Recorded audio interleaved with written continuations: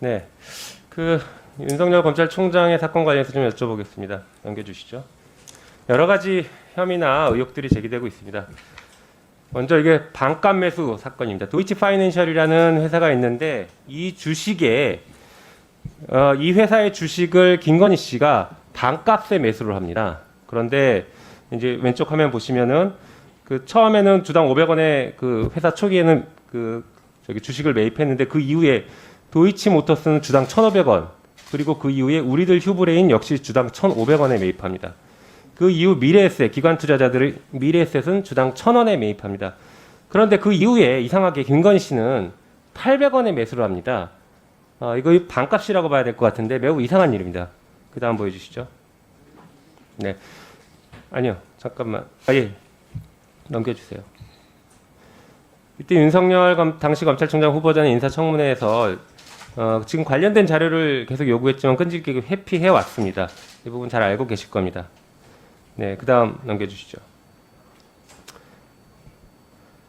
그런데 이제 문제 여기서 끝나지 않습니다. 또 있습니다.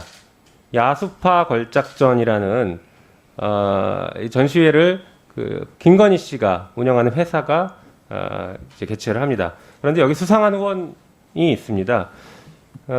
이게 지금 2019년에 공연이 있었던 전시회가 있었던 것인데 그 무렵에 어떤 일이 있었냐면 윤석열 검찰총장이 후보자로 지명이 6월 17일에 됩니다.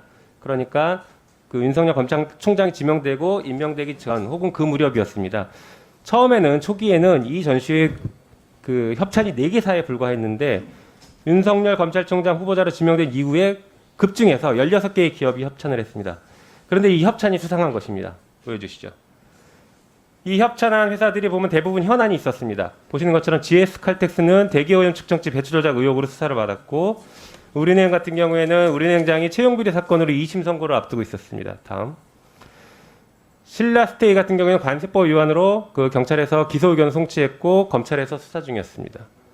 LG 같은 경우에 총수 일가간의 주식거래 은폐 등 조세 포탈 혐의로 재판을 받고 있는 상황이었습니다. 예.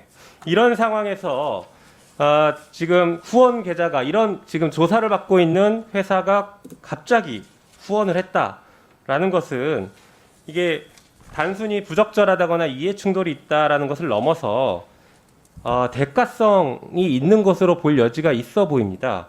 특히 현안이 있는 기업이 검찰총장의 부인에게 후원을 했다는 게 대가성을 일일이 따질 것 없이 뇌물이 될 수 있다라는 이런 판단은 사실은 제 개인 의견이 아니라 윤석열 총장이 당시 국정농단 특검팀에서 뇌물죄에 대해서 이렇게 해석을 해왔습니다.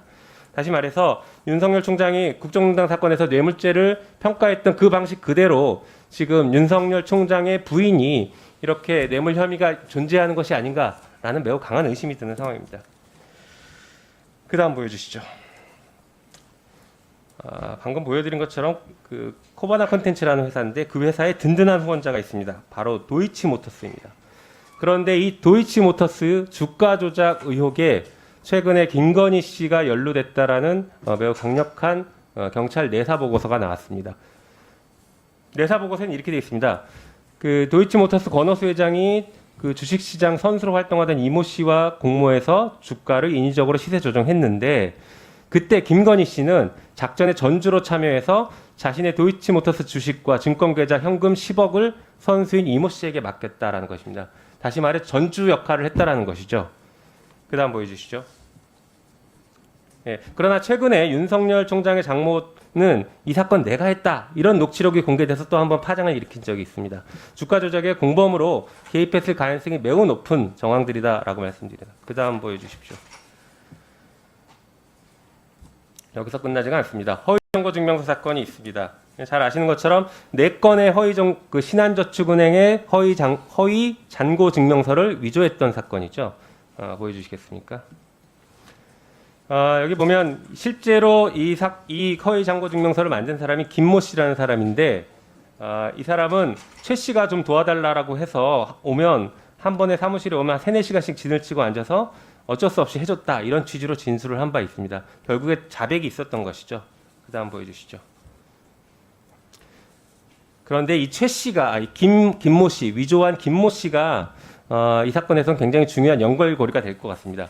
그 사람이 그 운영하는 회사가 인터베일리 주식회사라는 회사인데 이 인터베일리 주식회사가 특이하게 최 씨, 그러니까 허위 잔고 증명서를 위조한 그 이후 최 씨의 부동산에 근저당을 설정하면서 돈을 빌리는데 근저당 설정을 해줬던 것이죠. 최 씨가 장모가 다시 말해서 근저당 설정을 해주는 이익을 얻었던 것입니다. 물상 담보를 제공받은 이익을 얻은 것입니다. 26억, 그 밑에 13억, 39억이나 받았습니다. 대출을. 그 다음 보여주시죠. 계속 얘기 나왔던 코바나 컨텐츠라고 김건희 씨가 운영하는 회사인데 거기에는 어머니 모친과 방금 말씀드린 김모 씨, 허위 잔고 증명서를 위조한 사람이 감사로 있는 것입니다. 이들은 경제 공동체의 가능성이 매우 높습니다. 그 다음 보여주시죠. 이 잔고 증명서 조금 자세히 들여다보면 아주 이상한 점이 나옵니다. 보면 최은순 씨가 잔고 증명한 것이 130억짜리가 있는데 이 계좌번호와 그 다음 보여주시죠. 동일한 계좌번호로 잔고 증명서가 위조됐는데 이때는 예금주가 주식회사 인터베일리입니다. 인터베일리 아까 말씀드린 것처럼 이 잔고 증명서를 위조한 감사라는 김모 씨가 대표로 있는 회사입니다. 이들은 그 경제 공동체이자 공범일 가능성이 매우 높은 정황이 여기서 드러나는 것입니다. 이 부분에 대해서 향후에 좀 깊게 이 다음에도 또 보면 위증교사의 대가 지급과 관련된 부분이 있습니다. 조금 전에 말씀드렸던 허위잔고 증명서 같은 경우에는 사기죄로 그 잔고 증명서를 통해서 돈을 빌렸기 때문에 사기죄가 성립될 개연성이 매우 높음에도 불구하고 사기죄가 기소가 안 됐습니다. 지금 위증교사 대가 지급은 그 김건희 씨 모친이 위증을 교사했던 사람인 그 법무사에게 그 대가를 지급하는데 위증의 대가를 지급하는데 김건희 씨의 집을 아파트를 양도합니다. 한번 보여주시죠. 예, 등기를 양도합니다. 김명신에서 원모 씨로 양도하는 내용이 나옵니다. 이들은 경제 공동체라고 봐야 됩니다. 그 다음 보여주시죠. 지금 여지껏 말씀드렸던 것처럼 이렇게 많은 사건들, 이렇게 많은 의혹들이 존재합니다. 그것은 가족과 돈으로 엮여 있습니다. 네, 많은 부분은 이미 고발장이 신속하고 엄정한 수사가 진행될 것으로 생각하고 있습니다.